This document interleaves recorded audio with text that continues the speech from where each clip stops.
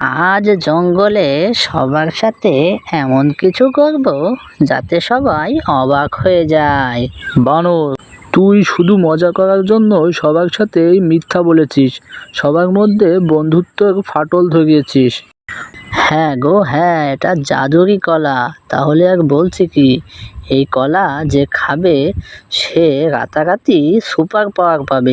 একটি সুন্দর জঙ্গলে সব প্রাণীরা খুব আনন্দের সাথে বাস করত। সেই জঙ্গলে একটা বানর ছিল। সে ছিল খুবই অদ্ভুত স্বভাবের। সে সবসময় সবার সাথে মজা করার জন্য নতুন নতুন ফন্দি আঁটত। তেমনিভাবে সে একদিন বলল, আজ জঙ্গলে সবার সাথে এমন কিছু করব যাতে সবাই অবাক হয়ে যায়। এ কথা বলেই সে কিছু সুন্দর এবং চকচকে কলা নিয়ে অন্য প্রাণীদের কাছে যায় এবং সেখানে যাওয়ার পরে খরগোশ বলল, আরে বানর ভাইয়া, এই কলাগুলো এত চকচক করছে কেন? এটা কোনো সাধারণ কলা নয় খরগোশ ভাইয়া, এটা কোনো সাধারণ কলা নয়, এটা হলো জাদুর কলা।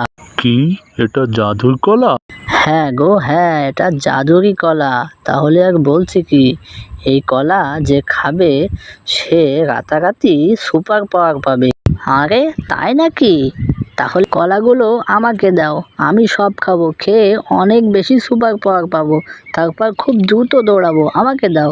না না, কলাগুলো আমাকে দাও, আমি খেয়ে অনেক শক্তিশালী হব। আমাকে দাও, তোমাদের কাউকে দেব না। না না, আমি খাবো, আমাকে দাও, আমাকে দাও।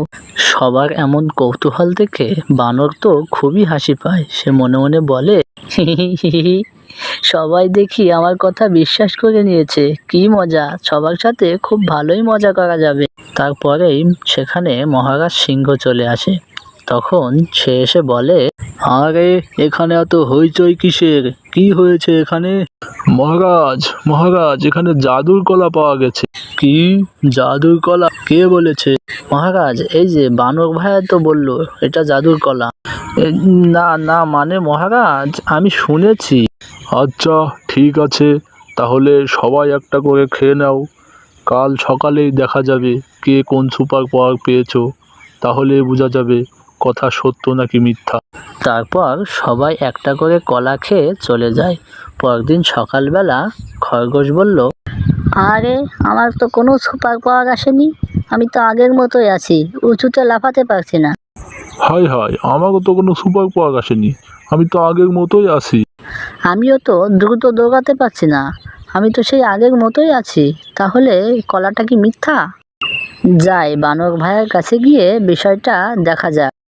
তারপর সবাই মিলে বানরের কাছে যায়। সেখানে গিয়ে সবাই বানরকে জিজ্ঞাসা করে।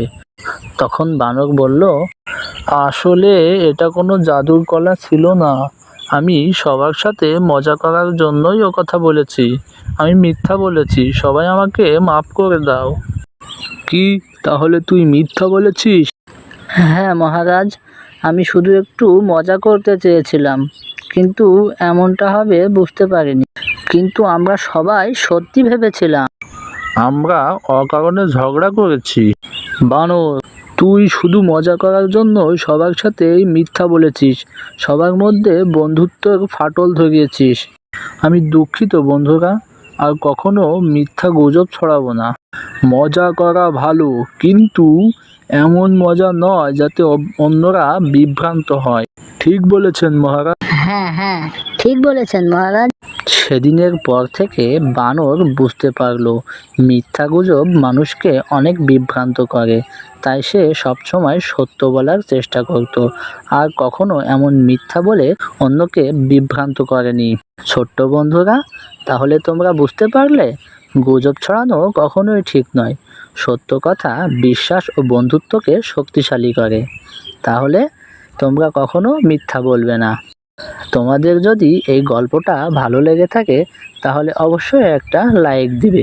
আরও এমন শিক্ষামূলক ও মজার মজার গল্প দেখার জন্য চ্যানেলটাকে সাবস্ক্রাইব করে সাথেই থাকো। ধন্যবাদ।